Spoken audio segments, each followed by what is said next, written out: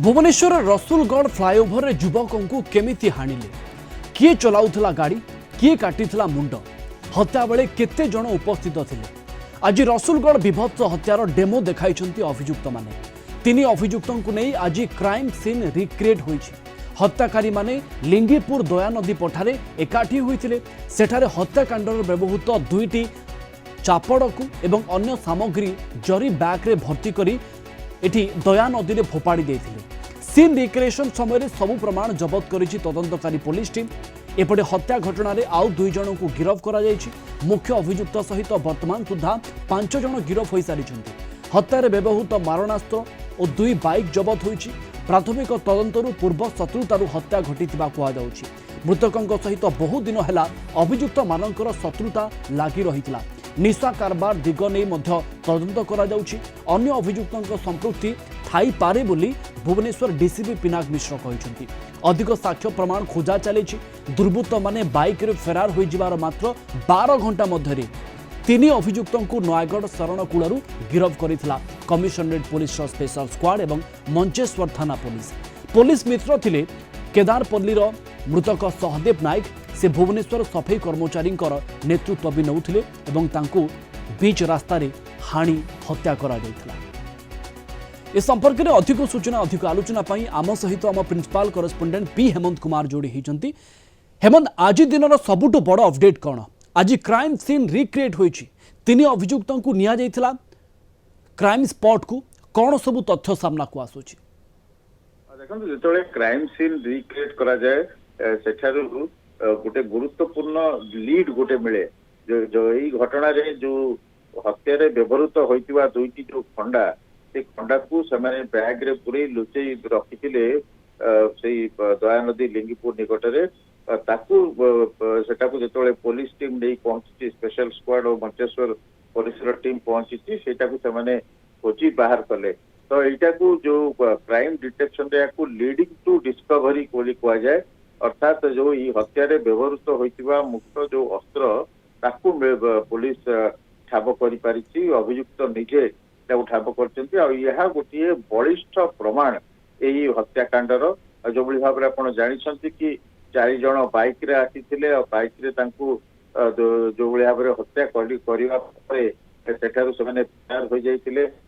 हत्या रे व्यवहृत खंडा को नदी रे पकई शरणपुर आड़े पळि जाइथिले।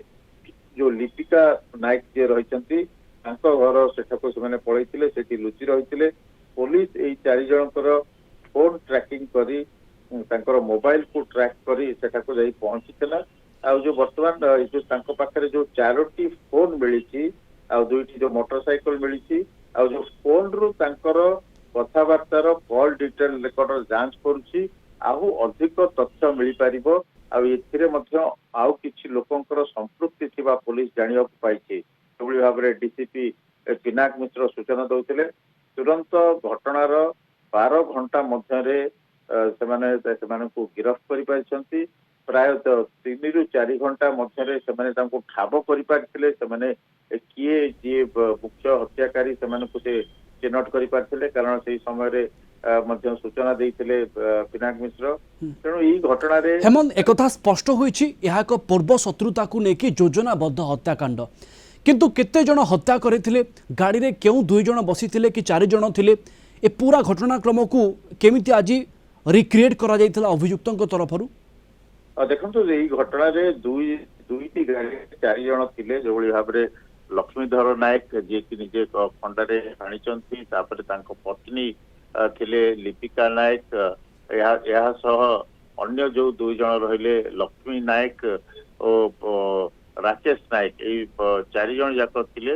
आउ एथिरे सेमाने घटना तांकर शत्रुता एया थिला जे लिपिका नायक और लक्ष्मीधर नायक सहित तांकर दीर्घ दिन शत्रुता थिला।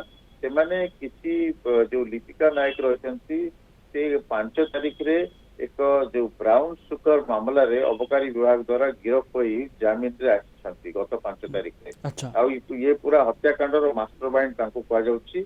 एई 4 जण गोटे जगह रे बसी सेमाने पूरा प्लान चकआउट करछंती। लिंगीपुर अंचल रे सुशांत नायक जे कहउछंती तांकर सहयोगी तांको बसी किबळी भाबरे हत्यार ପ୍ଲାନ୍ କରିଛନ୍ତି। ଆଉ ଯେତେବେଳେ ଇଏ ସହଦେବ ନାୟକ ତାଙ୍କ ଝିଅଙ୍କୁ ସ୍କୁଲରେ ଛାଡି ସାରିବା ପରେ ସେ ସଫେଇ କର୍ମଚାରୀଙ୍କର ତାଙ୍କର ଗୋଟେ ଭୋଜିର ଆୟୋଜନ କରାଯାଉଥିଲା।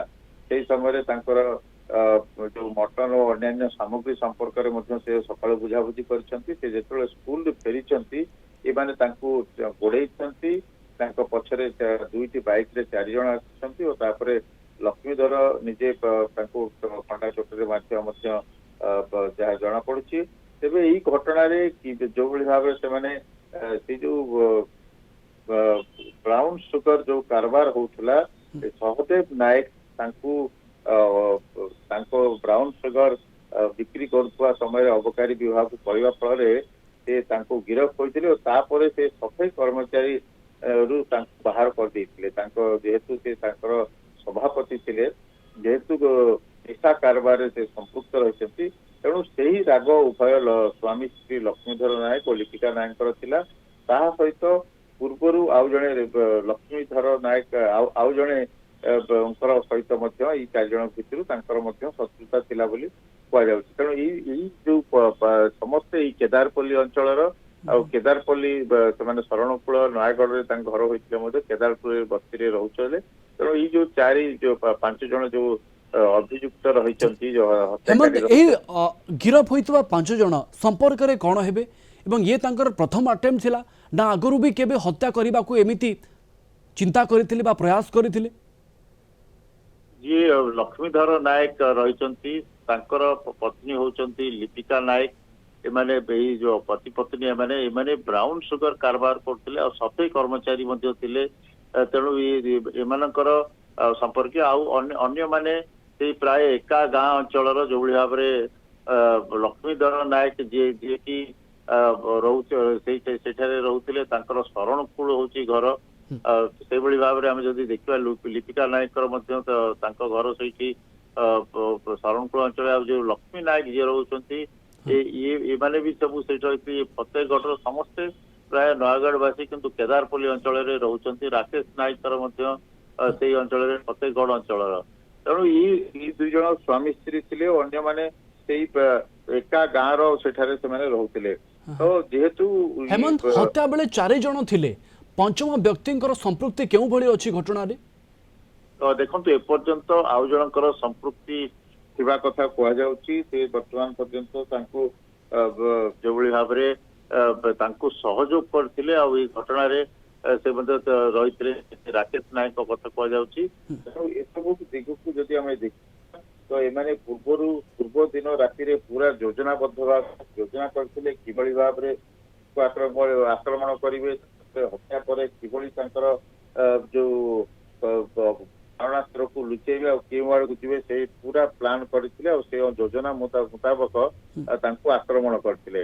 ଏଇ ଆକ୍ରମଣ ପରେ ସେମାନେ ଶରଣକୂଳ ଯାଇକି ଲିପିକା ନାୟକଙ୍କର ଘରେ ଲୁଚିଥିଲେ, ଯାହା ଫଳରେ କି ପରବର୍ତ୍ତୀ ସମୟରେ ପୋଲିସ ସେଠାରୁ ସେମାନଙ୍କୁ ଗତକାଲି ରାତିରେ 2024 डिसेम्बर मासरे निजे मृतक जनक कही गणमाध्यम आगे जे मत हत्या करने धमक दि जाऊँगी, मो घर को आसी किसी जन पचरा उचरा करते खानतलासी करते से ही घटना सहित यह मर्डर कौन लिंक अच्छी? देखंतु निश्चित भाव में सहदेव नायक गणमाध्यम कहते कि किसी लोक निजकू पुलिस बोली कही सर्च करने आसते, सर्च वारेंट नथला आ से सर्च करने समय घर जो सीसीटीवी फुटेज से देखा पाई जिनस को से लुचई से रखुंट और मिछटारे फसैया चेष्टा कर परवर्ती समय जेहेतु ये जो लिपिका नायक और लक्ष्मीधर नायक ये 2 जनकर जो गंजेई कारबार संपृक्ति नहीं से अबकारी विभाग को अवगत कर परवर्ती समय लिपिका नायक गिरफ होते धमक चमक आसी पत्नी और भाई गतकाली गणमाध्यम और पुलिस अवगत कराई। धमक चमक आसूला मारिदेवा धमक दौले आजे सहदेव नायक डिसेम्बर रे जो कहते घर को लोक आसुच्च घर को लोक आसी धमक चमक देती सर्च कर ब्राउन सुगर अंचल रही लुचेकी रखुच्च। तेणु हेमंत, से घटना पर कौन पुलिस घटना को गुरुत्वर सहित नहीं थिला कि एवं ए अनुमान भी करा जाई पारे कि आगरू जदि पुलिस गुरुत्वर सहित नहीं थांता ताहले एते बड़ घटना घटी न थांता। हाँ निश्चित भाव में से एनेकरी पुलिस को अवगत कराइछंती तेणु हुए तो पुलिस या व्यक्तिगत व्यापार बोली भावी हुए तो या पर एते गुरुत्व देनी निश्चित भाव में आपण जो भलिया कहउछंती जदि एनेकरी पुलिस पक्षरु कोनोसी पदक्षेप नै जाई थांता ताले हुए तो এই ঘটনা ঘটি নথান্তা তাଙ୍କୁ কিন্তু ଅନ୍ୟ ତାଙ୍କର ଯୋଉ ସହଯୋଗୀ ମାନେ ଥିଲେ ସେ ଏକୁଟିଆ ବିଭିନ୍ନ ସମୟରେ ଅନ୍ୟ ଜାଗାକୁ ଯାଉଥିଲେ ଲୋକଙ୍କ ସହ सेवा करथिले। घटना आहरी अनेक तथ्य सामना को आसी पारे 5 जन को पचराउचरा करिवा परे केवल 5 जन नाई पूरा घटना आउ भी केते लोकंकर संपृक्ति अछि ए दिगरे पुलिस तदंत जारी रखिछि। आपन को अनेक अनेक धन्यवाद अधिक सूचना पाई हेमंत कुमार आम प्रिंसिपल करेस्पोंडेंट आम सहित जोड़ी होइथिले।